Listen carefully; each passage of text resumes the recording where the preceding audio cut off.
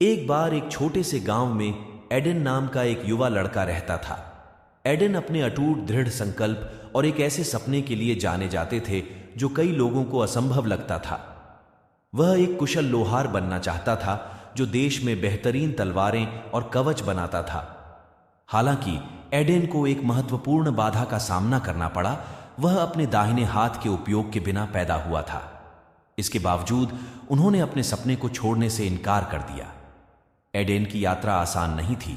उन्हें अपने साथी ग्रामीणों और यहां तक कि अपने परिवार से भी संदेह और संशय का सामना करना पड़ा, लेकिन उन्हें खुद पर और अपनी क्षमताओं पर अटूट विश्वास था।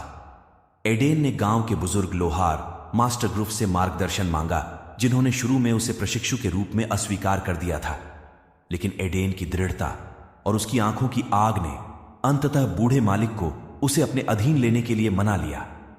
दिन सप्ताहों में और सप्ताह महीनों में बदल गए। एडेन को संघर्ष करना पड़ा। अक्सर वह एक साधारण कील भी बनाने में असफल हो जाती थी, लेकिन उन्होंने कभी हार नहीं मानी। मास्टर ग्रूफ के धैर्यपूर्ण मार्गदर्शन से एडेन ने नवीन तकनीकों और उपकरणों का विकास किया, जिससे उन्हें एक हाथ से शिल्प बनाने की अनुमति मिली। साल बीतते गए और एडेन एक मास्टर लोहार बन गया जो अपने असाधारण कौशल के लिए पूरे देश में प्रसिद्ध था।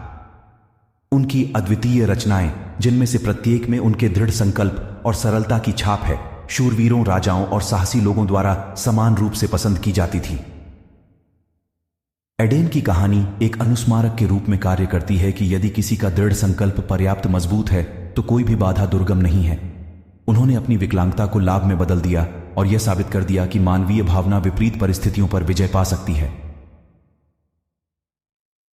एडेन की विरासत जीवित है, पीढ़ियों को अपने सपने पूरे करने के लिए प्रेरित करती है, भले ही वे कितने भी असंभव क्यों न लगें।